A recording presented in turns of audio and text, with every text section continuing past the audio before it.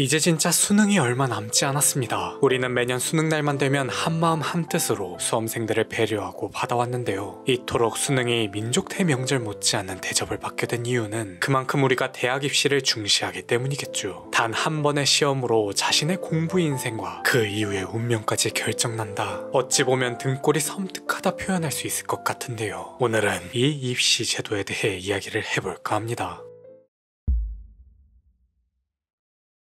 지금의 수능과 과거의 과거제도는 참 많이 닮아있죠. 목적은 다르지만 목표가 같거든요. 지위 상승. 예나 지금이나 대부분이 입신양명을 위해 공부에 매진했습니다. 시험은 천민을 제외한 양인 모두에게 열려있었죠. 물론 열려있다 한들 평민들은 도전조차 쉽지 않았어요. 시험 준비부터 응시까지 돈이 많이 들었거든요. 더구나 합격해도 신분이 낮다는 이유로 관직이 주어지지 않는 경우가 많았죠. 운 좋게 관직을 얻더라도 높은 위치까지 올라가는 건 기적에 가까웠습니다. 그럼에도 불구하고 한때 평민의 합격률이 50%를 넘긴 적도 있었다고 하는데요. 왜냐하면 소과에 합격하는 것만으로도 양반으로 인정받을 수 있었거든요. 여기에 병역을 면제받는 건 덤이었죠.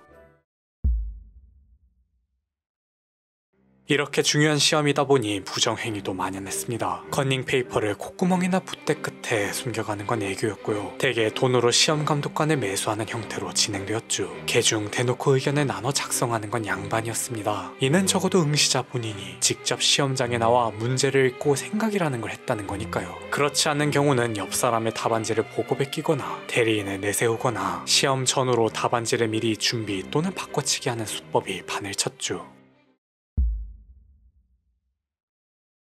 시험 자체가 가지고 있던 문제점도 있었습니다. 첫째, 고려시대 때는 시험 감독관과 응시자 사이에 카르텔이 형성되었어요. 이들은 서로 끌어주고 밀어주며 권력을 장악해 왕권을 악화시켰죠. 둘째, 조선시대 때는 유학사상을 정치 이념으로 하다 보니 그 외 실용학문들이 경시되었습니다. 그래서 조선이 근대화를 이루지 못했다는 의견도 존재하고요. 셋째, 아이러니하게도 시험만으로는 응시자의 도덕적 인성을 검증할 수 없었죠. 또 다들 문제집에만 의지해 달달 외우기 바빠 학문에 대한 깊은 탐구조차 하지 아니하니 정작 실전에서 아무 쓸모없는 헛똑똑이들만 계속 뽑혔다고 합니다. 이에 조선의 실학자 성우이익은 과거만으로 인재를 선발할 수밖에 없는 현실이라면 시험 횟수를 줄이고 글이나 시를 짓는 등 문예 과목이 아닌 법과 정치 등 국정 및 사회 현안을 논하게 해야 한다고 주장하였는데요. 쉽게 말해 3년에 한 번 단 몇 번의 시험을 거쳐 선발하는 기존의 방식에서 5년에 한 번 열되 그 5년 동안 응시자들을 끊임없이 검증하는 초장기 프로젝트를 제시했죠.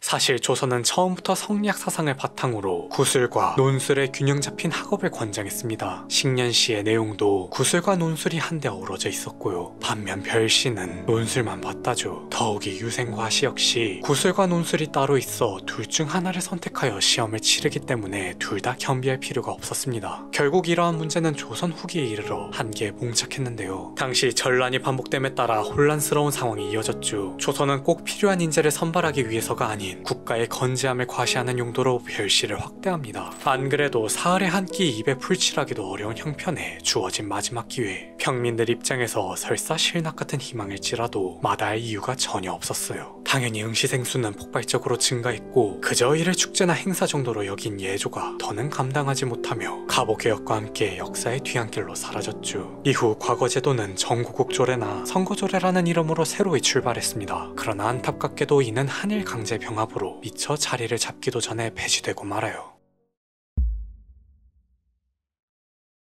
매듭짓지 못한 교육 문제는 광복 이후에도 불거졌죠. 본고사, 갑작스러운 독립으로 다들 정부 수립 및 통일 문제에만 몰두했지 차마 입시제도에 신경 쓸 여력이 없었던 겁니다. 자연스럽게 입시는 각 대학의 자율적 권한으로 부여되었어요. 이들은 과거 제도를 그대로 답습했죠. 정부는 시험 기일과 항목만 일부 결정할 뿐 대학이 문제의 출제부터 채점 그리고 정원까지 모든 걸 담당하다 보니 온갖 비리가 끊이지 않았습니다. 전부 주관식 서술형에 초장부터 사교육을 받지 않고서는 문제를 푸는 것조차 불가능하게 만들었어요. 그러고는 뒷돈을 받고 입학을 시켜주거나 재직 중인 교수의 자녀들을 입학시키는 일이 비일비재했죠. 물론 과거 제도처럼 합격한다고 양반이 된다거나 바로 관직에 오르는 건 아니었습니다. 그럼에도 대학을 간다는 것 자체가 있는 집 자제임을 상징했고 졸업 후 사회 진출이 용이했으며 한때 병역 특전도 누렸기에 사실상 신분이나 다름없었죠. 대학을 나와야 사회적으로 인정받고 돈 걱정 안 하고 살 수 있다. 주어만 바뀌었지 성공의 공식은 여전했던 거예요. 이후에도 달라지는 건 없었습니다. 정권이 바뀔 때마다 또는 정권이 흔들릴 때마다 한 번씩 공교육 정상화라는 명목으로 제도를 조금씩 손볼 뿐 성공의 공식을 건드릴 생각은 전혀 없었죠. 때문에 이미 1950년대부터 소와 팥을 팔아 대학 등록금을 마련한다는 의미에서 우골탑이라는 표현이 존재했고 지금도 경제 형편으로 인해 대학에 진학하지 못한 것이 평생의 한으로 남은 사람들이 많으며 진정한 학자로서 학문을 보다 깊게 탐구하기 위해 가야 할 대학원조차 취업의 수단으로 전락하고 말아요.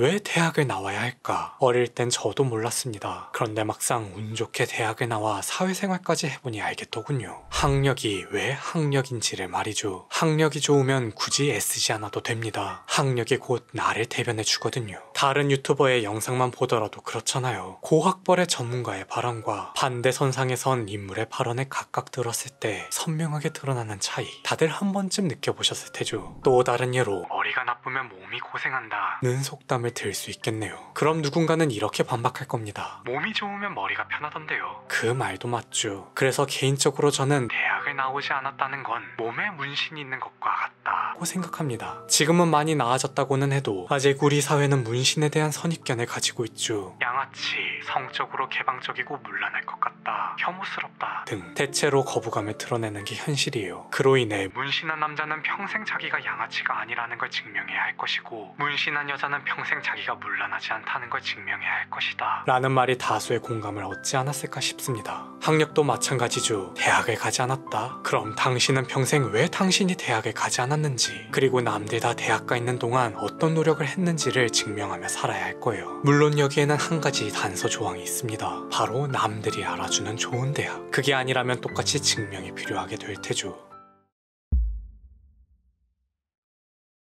아직 제 말에 공감 가지 않으실 분들을 위해 마지막 예를 하나 들고 마치도록 할게요. 한창 가장 핫한 예능이었던 흑백요리사 많이들 보셨을 겁니다. 거기서 백종원 대표의 심사위원 자격을 운운한 일부 참가자들이 있었는데 일종의 그런 거죠. 파인다이닝을 대학교로 비유하자면 프랜차이즈는 잘 쳐줘야 고교 수준이다. 이는 요식업으로 수천억 대의 자산가가 된 그도 평생 피할 수 없는 꼬리표 같은 거예요. 문신도 똑같습니다. 일부 문신한 연예인들처럼 논란이 터졌을 때 문신이 사태를 더욱 악화시키는 결과를 낳고는 하죠. 결론은 한국 사회에서 학벌은 영원하나 대학이 인생의 전부는 아니다 라는 거예요. 없으면 좀 고달픈 수준이지 없다고 죽지는 않는다는 의미입니다. 그 증거로 현재 수많은 청년들이 명문대에 고스펙을 쌓았음에도 그에 상응하는 직장을 찾지 못해 취업을 포기한 상태에 놓여있죠. 즉 대학을 가도 가지 않아도 여러분의 레이스는 앞으로 쭉 이어진다는 거예요. 그래서 이대로 포기하라는 거냐? 그건 절대 아닙니다. 바뀌지 않을 걸 알기에, 누군가 나를 위해 먼저 나서주지 않을 걸 알기에 더 노력하며 살아야 하죠. 저 같은 경우에는 그 12년이라는 공부 인생뿐만 아니라 그 이후까지도 수년을 투자해 다양한 경험을 쌓고 그걸 토대로 제가 하고 싶은 일, 배우고 싶은 거 다 해보며 살아가고 있는 중이에요. 물론 큰돈 들이지 않고도 말이죠. 부디 우리 수험생 여러분들도 이번 수능 건승하시길 바라고, 만에 하나 잘못되더라도 너무 상심하지 마시길 바라며 각자 도생의 시대에 나는 어떻게 하면 잘 살 수 있을까 고민해보는 시간을 가졌으면 좋겠습니다. 오늘 제가 준비한 영상은 여기까지입니다. 분명 영상의 내용이 모든 상황을 대변하지는 못할 거예요. 언제나 말씀드리지만 감히 누군가를 가르치려 들거나 제 생각을 강요할 그럴 생각으로 만들지 않았고요. 그저 저 또한 한 명의 수험생 시절을 겪어본 사람으로서 모두가 행복한 삶을 살길 바라는 마음을 담아 제작한 거라고 귀엽게 봐주셨으면 감사하겠습니다. 여러분의 구독과 좋아요 그리고 댓글은 다음 영상 제작에 큰 힘이 되오니 꼭 한번 눌러주시고 많은 의견도 남겨주세요. 그럼 다음에는 더 다양한 주제로 찾아뵙도록 하겠습니다.